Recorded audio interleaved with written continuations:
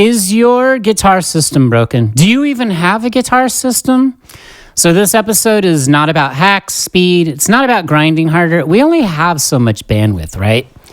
It's about identifying why some guitar practice compounds over time while other practice keeps players stuck, even when they're putting in real effort. And listen, that's just part of this game. Guitar is a long game, but at the end of this episode, I want you to leave with some clarity about what effective guitar practice feels like, what it looks like, and why you might be feeling frustrated even when practicing consistently. So I want you to know how to either A, build a system or rebuild your system that leads to real progress. Let's do this. Put in your earbuds, go do your laundry, go do your dishes, lay on your couch, climb a mountain, whatever. We're going to have some fun. We're going to reflect. We're going to talk. Welcome to Mr. Elmer's Music Lab, the podcast, episode 6. Let's get this thing started. Mr. Elmer's Music Lab. Okay, real quick before we kick this off, do not ever do what I just did, which was let my fish oil capsule roll off the desk and fall into my heating system on the floor, and it trickled down the tubing somewhere. So anyways, maybe I need a system for how I take my vitamins. All right, so let's open this up. Let's kind of frame the problem. I've learned one thing about doing these podcasts, and I've been doing these little kind of sharing of thoughts where it's not teaching lessons. Talking about music and hearing from you is just as important. It's super powerful. It's all about a growth mindset. It's about confidence, and we need that more than anything to succeed in life and on our instrument, the guitar, or whatever your instrument may be. So, most guitar players genuinely practice, right? Think about yourself. And I want to encourage you to definitely drop a comment. Even if you're listening, come back to the computer later. If you're here watching, listening now, just drop a comment. Like, what are some things that you're confused about right now when it comes to your progress? Like, drop that in the comments. I would love to know. It would kind of give us something that we could all relate to. If we see common themes pop up, it's always nice for us in this community to be like, oh, there's somebody just like me, and I've seen thousands of your comments, and trust me, we all have a lot of things we're struggling with, and things that were small victories and wins. So you can drop that in the comments too. I think that's important. So here's the thing. Like, our frustration, think about this, often gets misdiagnosed as lack of talent or discipline. Now, here, let me just tell you this. You are talented, and I've been saying this in every episode. I say it all the time, like 9 out of 10 players quit in the first year. Guitar's really hard. It just is. Like, you're learning a language, you're learning the technical skill, you're learning how to apply the language to the guitar. You're learning, there's so much information and so much to unpack.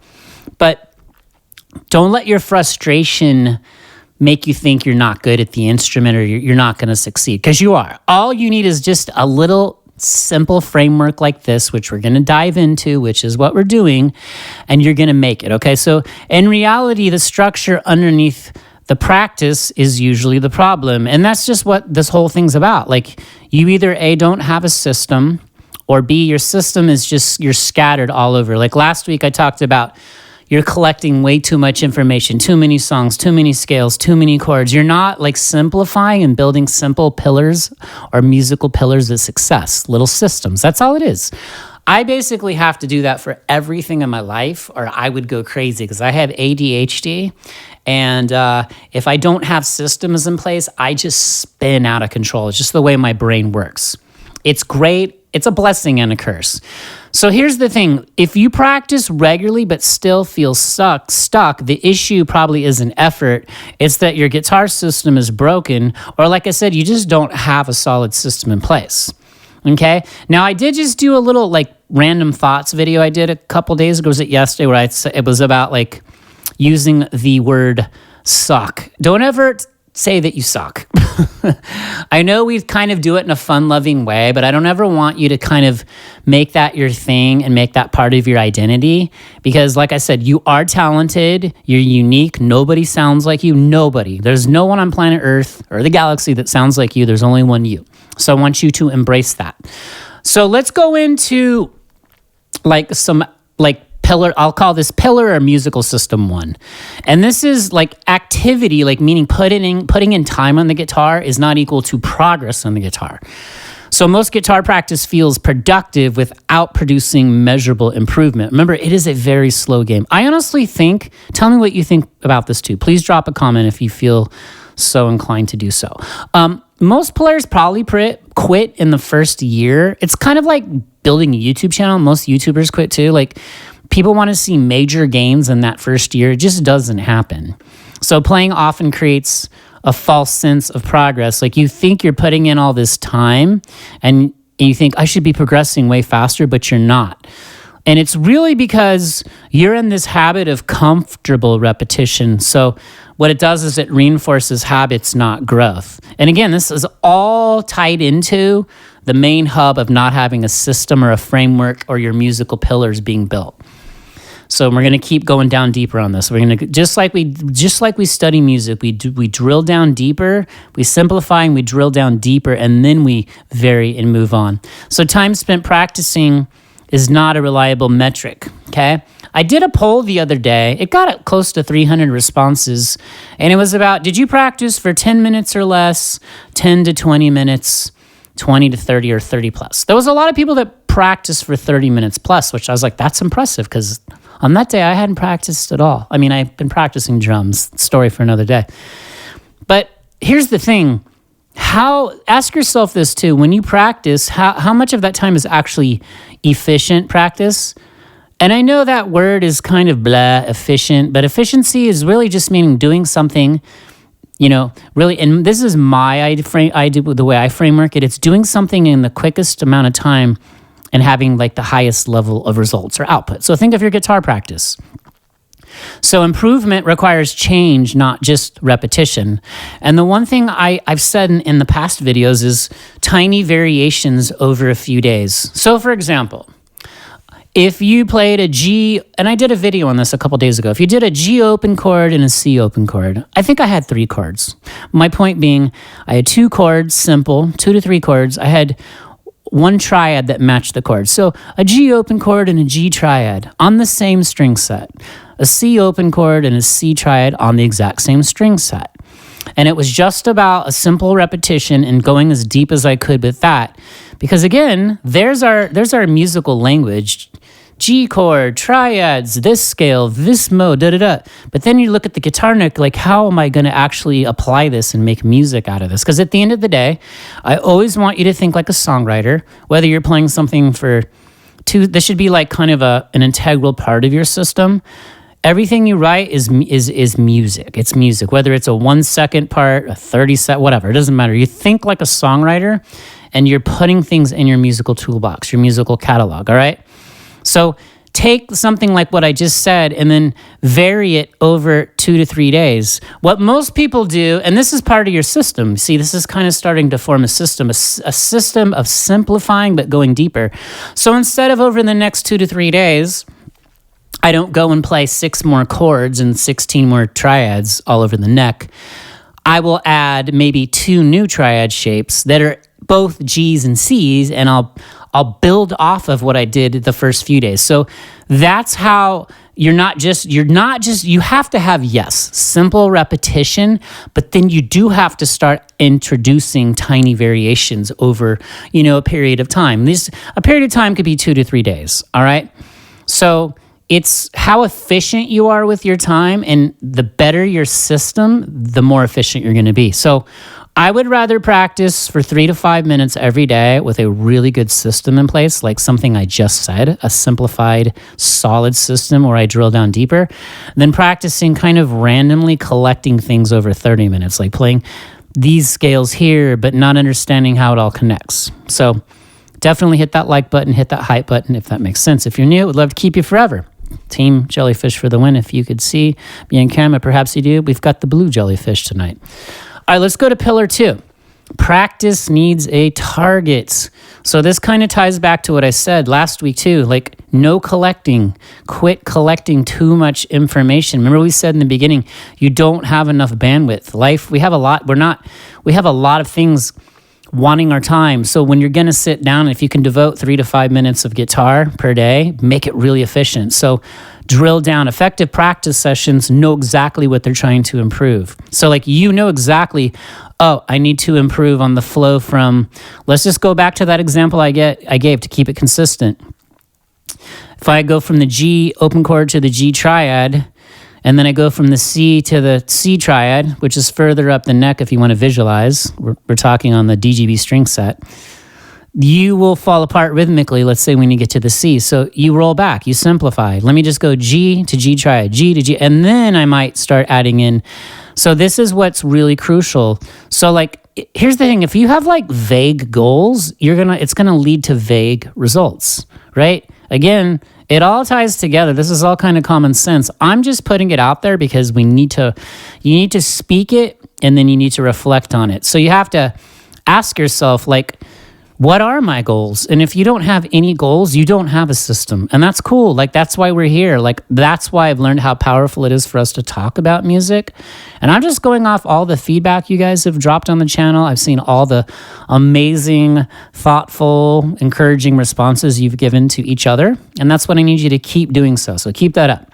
Strong systems isolate one weakness at a time. What did I just say? I just said if I would have stayed with that G chord to the G triad and then I go C chord, open chord, and then I fall apart rhythmically, go into the C triad, boom.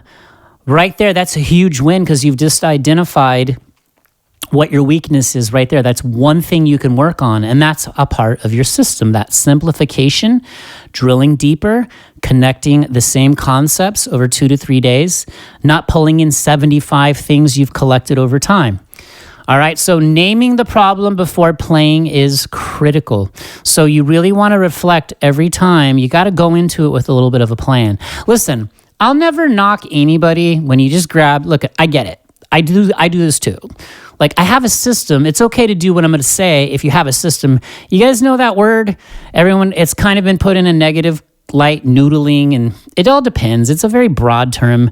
Noodling just means when you pick up your guitar and you're playing a bazillion things and you're not using your system. But again, that could be part of your system because if you're having fun and it's keeping you passionate about the instrument and coming back, you can work that into your system too. So just make sure you have these things where you drill down deeper. But if you want to noodle, I'd rather have you noodle away for a little bit than not play at all. But days off are okay too. Again, create your system and you're going to see how this falls into place. So a lot of times too, like teachers, right? We have to diagnose problems. We have to collect data on our students. We have to know what skills sets we need to target. If we don't know what people are weak in, we could just be teaching information they already know on a deeper level, and we're wasting everyone's time. So you've got to be reflective of what you need to work on. And this is like the practice needs a target idea here, all right? So narrow focus creates faster feedback, right? Like, and I'm going to keep using that same example because that's part of my system too. Like, if I'm talking about 16 different examples here, you're going to be like, this guy's already lost me. But I'm talking about 2 chords, G, open chord, C, open chord. You don't even need to see me with a guitar. You don't need a guitar. You understand what I'm saying conceptually. And 2 triads, a G triad and a C triad. They relate to the open chords. That right there, just keeping it simple and drilling down deeper there. Drilling down deeper too, just remember this. It means, you know that, I love that word musicality because that just means your level of musicianship, your unique angle or take on music. And that's what I said, like, you're unique, like, really give yourself credit. So simple systems work the best. Just keep it simple. So right now, think of drop in the comments, have you been collecting too much? Are you trying to learn 12 songs at once before you learn one song? And not only learn that song, I keep saying this and I'll say it over and over, like figure out what made the thing that you're playing, what made that song you're playing, how were those chords constructed, where are those chords on the neck? Maybe you pick one chord, maybe that's part of your system. Reverse engineering a song, I do it all the time. In fact, I should shoot a video of this. I told my band, 3-piece, Bernadette on bass, me on guitar, me and Bernadette sing, Fritz, her husband, on drums. Love the 3-piece trios, the best. And I said, hey, let's do a Depeche Mode song. And Bernadette's like, well, wait, they're like synthesizers. And I said, yeah, but a great song's just a great song. So part of my system is I'm going to reverse engineer the song and then try and figure out how to make it, arrange it, produce it to sound amazing on guitar, bass, and drums. No keyboards. Sorry, Depeche Mode. Love you. Did you guys used to call them Depressed Mode? Anyways. All right.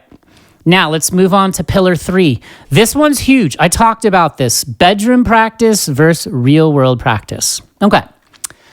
I can't stress enough how important it is for you to not practice alone for the rest of your life. If you want to play by yourself for the rest of your life and it brings you joy, you've already won. You've already won over most. Okay.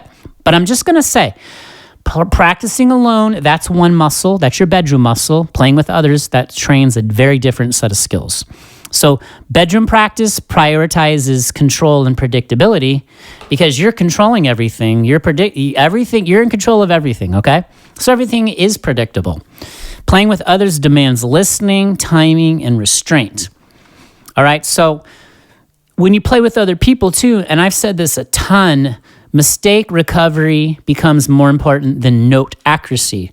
So when you reach this really high level of musicianship, and this is amazing, and listen, my goal is for all of you to experience what I've experienced, or just at least get those skill sets. And I'm nowhere near where I want to be. Okay, but I want you to just keep pushing forward. But learning how to turn mistakes into music, right? So when you play with other people too, I'd say the only thing we could define as a mistake musically is this. Tell me if you agree, disagree. Let's have a discussion here. In the comments, of course, unless you want to come over one day. If you just stop playing, that's the only way anybody's going to know that anything happened. That is a mistake. If you keep playing and you don't stop, you regroup on the fly while keeping the rhythmic feel in the pocket, you're good. That is a skill set. That could be part of your system. Maybe you could say, the next time you make a mistake, here's a little call to action for you. The next time you make a mistake, stop.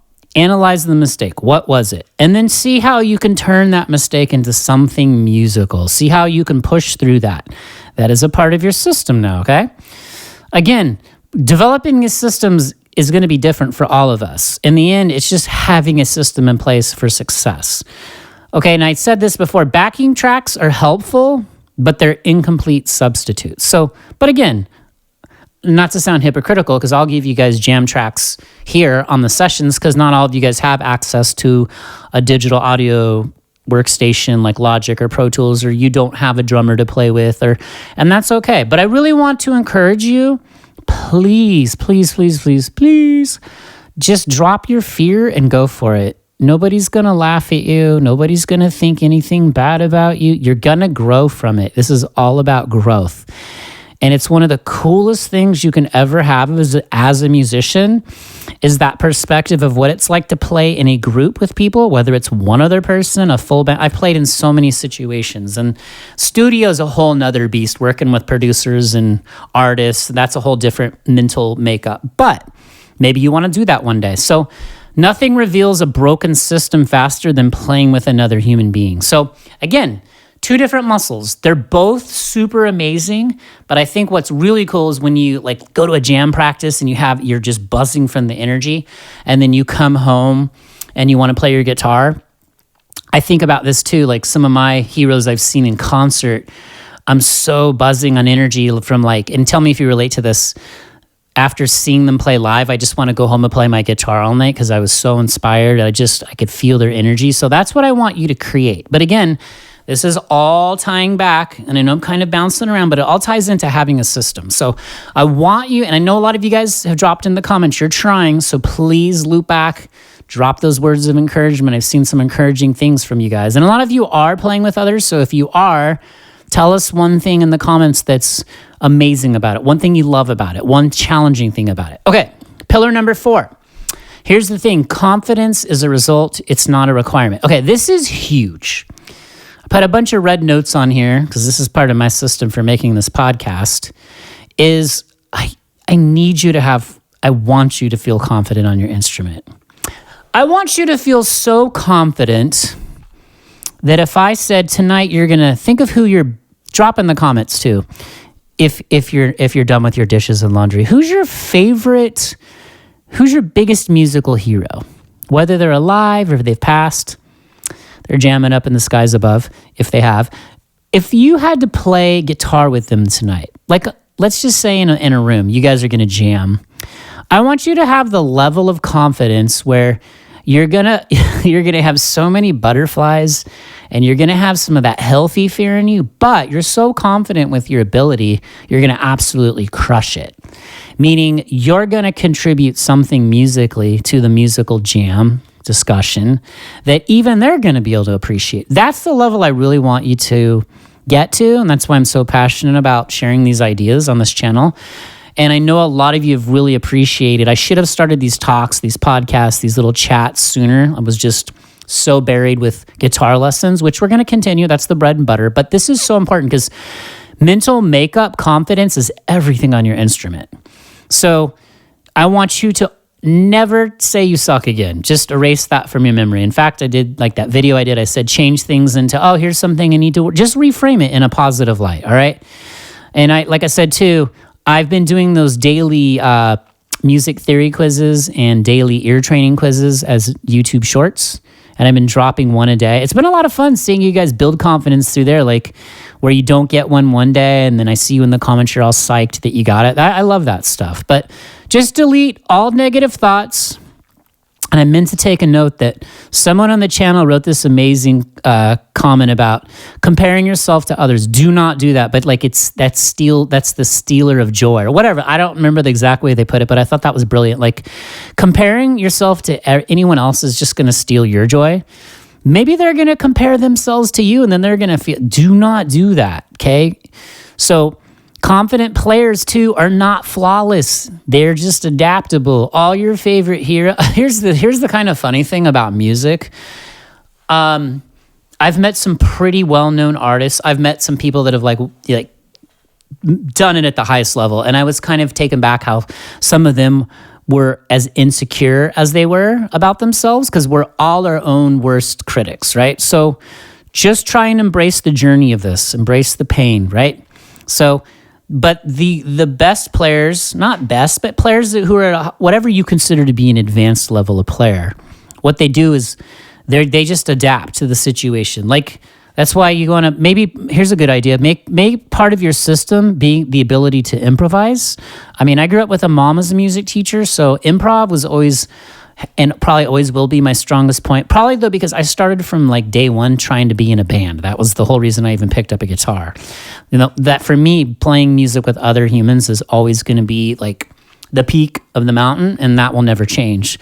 That's why it's good for me to chat with you guys on here. It's easy to isolate myself in here on this channel, but I want us all to connect. Who knows? Maybe you guys can do some projects with somebody on here, even if you're not working in the same physical area. We're not limited by geography, okay? So maybe you can just write some stuff. All right, let's move on to pillar 5. So practice that works, it is uncomfortable, right? So here's the thing. Discomfort is often feedback that growth is occurring. If you don't have any pain or discomfort or frustration, you're really not growing because what you're doing is you're just staying stuck in the same repetitive loop, right? And listen, there's going to be plenty of players who for 50 years are going to play the same open chords and the same bar chords. Cool, if that's your jam. However, my mental makeup, and I want yours to be, is to always push yourself to greatness. The good of the project being your system, your mental makeup, your confidence. I want you to push yourself. I want you to embrace the pain, this discomfort, because this is progress, right? So, but again, you can simplify it a little bit by building a system where things are more focused and more efficient, right? So the worst kind of pain is when your brain is just all over and it's so mentally taxing. Like I said, you know, I've got a book over here that has just about every scale known to man. And if sometimes when I open it, my eyes want to fall out. But again, I just hone in on one tiny piece on the page and I drill down deep on that. And then I bring in other parts of my system and I combine that. I'm just trying to share how I've gotten to where I've gotten to, and you can all do it. And some of you have already done it, and let's just keep growing together. All right. So slowing down exposes weaknesses, but accelerates progress. Your slowing down is going to be you not collecting so much. Okay. Now I'm I'm going to tie something into slowing down that relates to musical tempo. So you guys always know they tell you to play things really slow and then work your way up, right? You know, when we're a younger player, we're always impressed by speed, but at the end of the day, as you grow as a musician, it's all about voicings and somebody who bends a note in a slow vibe, whatever. Like that's the stuff that crushes, right? So I'm on this drum set over here that I'm learning drums. I'm about 4 months deep. So I'm basically building a system on those drums. So I'm just trying to give you a little parallel here. So what I did is I took a Logic session with the drummer. I programmed the drums I want. I basically just wanted eighth notes on the hi-hat. I wanted the kick on 1 and 3, and sometimes in 1 and 3 and then I did the snare on 2 and 4. And I played along, I put headphones on, I played along to it, and I recorded myself at 84 beats per minute, which is pretty slow. And it was tough. I wanted to rush. That's all okay. And like, yes, normal human playing is push and pull a little bit, but that has become part of my system because I've been doing all my rudiments. I think I was starting to jump around to too many videos. So I had to go, whoa. I had to like reflect for a minute and be like, what can I do? So I simplified. I'm just going to record myself every day, every other day. The beauty of this is I got to use all my drum mics. I got to record them through my new UA interface. Sounded pretty good. Now, my drumming, not too bad, but it allows me to really reflect and identify what I'm doing. So I would say one of your systems could be take your phone. We all have a phone. If you don't have a phone, I'm impressed. All right. More power to you. Just record yourself and listen back, and then take off your creator hat, put on your teacher hat. You're teaching, meaning you're just reflecting, and listen and like truly analyze. Here's something I can work on. I need to do this. Make that a part of your system. That is really powerful stuff. And recording never lies. I tell you, when you go into a studio and you're working with a producer and you're actually getting paid, and all those little systems I had in place really came in handy. I think the thing that got me through the most was confidence. Now, don't mistake confidence for like unhealthy ego. Confidence is just healthy ego. It's like, okay, I know I've got the skill set to pull this off, and I'm for the good of the project and the song. So again, I'm doing that same system on drums. I'm simplifying. I'm just going to record myself. I'll just do basic rudiments. I'm not going to watch 75 videos. Even though I want to play a song by Stuart Copeland, I'm not there yet, but I will be, all right? So remember, if you're avoiding mistakes, you're preventing learning too. So again, don't get stuck in comfort zones where you're going to be in a loop. Because I promise you, what's going to happen is you're going to get bored. That's where people quit. I want you to have fun at the end of the day. So comfort often means stagnation. So if you've been comfortable for too long, you're not progressing. And listen, I realize the truth is, I dish out the truth. Some people will never leave their comfort zone, and that's okay. As long as they're having fun, that's cool. But me personally, and I want to know from you, how do you feel about this? Like I would quit. Like I have to constantly be progressing in some area. I think it's just part of being a human. All right, pillar 6. We're going to close this out here pretty quick. Practice that works points you forward, right? So as you see your little systems or musical pillars start to work, a healthy system is going to create momentum instead of burnout. So you're not going to feel like you're spinning your wheels. You're going to start to hit those little small victories, those small moments. So each session informs the next. So you need to tie it together. And I'll loop back to what I said before on that example. Like work on 2 chords, add 2 triads that are related to those chords for a day or 2 days. Then on day 3 or 4, stay with those 2 chords. Understand how those chords are built, then add another triad or play that open chord, play it in it, go to the bar chord. Maybe you do thumb over the low E and you play the bar chord from the A to the high. I'm just spitballing a few ideas. You see, this is how you kind of start to build your systems. It just happens. So players should know tomorrow's focus before stopping. So as you're practicing today, kind of think out a couple days. What could I do? You got to really sit down and think about this stuff. That's why I'm realizing why these talks are so important for us to have. Your feedback is huge.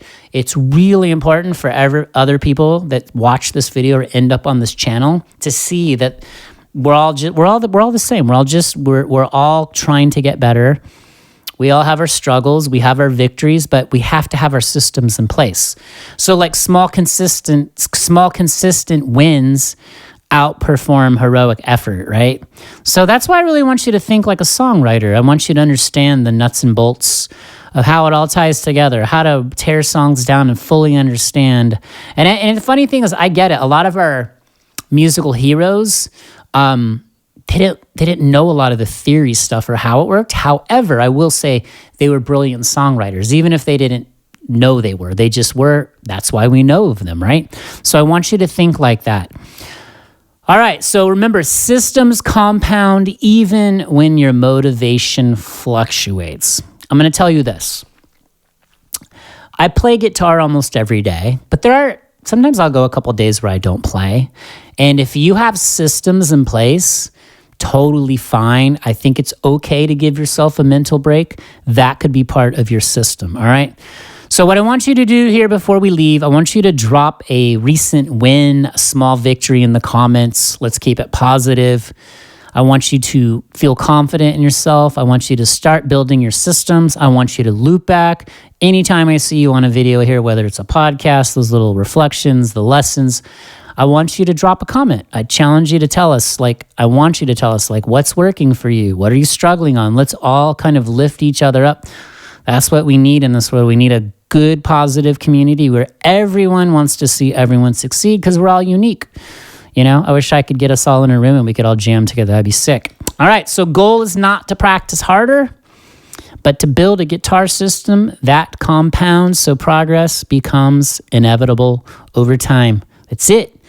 Get those systems going, rework those systems. It's been amazing having you guys here listening to this podcast. Go put your laundry in the dryer now and then get to folding. Drop jellyfish or your favorite sea creature in the comments. Definitely tell us where you're watching from. Oh yeah, how long have you played guitar for? Would love to know that too. That's pretty much it. I will see you in the next video, podcast, reflection, whatever. Peace.